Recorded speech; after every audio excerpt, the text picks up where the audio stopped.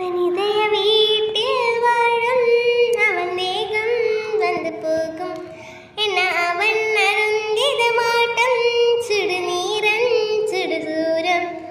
காதலை கை நகம் எல்லாம் போக்கிசம் போலே அவன் ஜெயிப்பான் ஒருத்திக்காக வாழ்கிற ஜாதி உணரவில்லை இன்னொரு பாதி மருதாணி விழியில்லை அடிப்போடி தீபாலி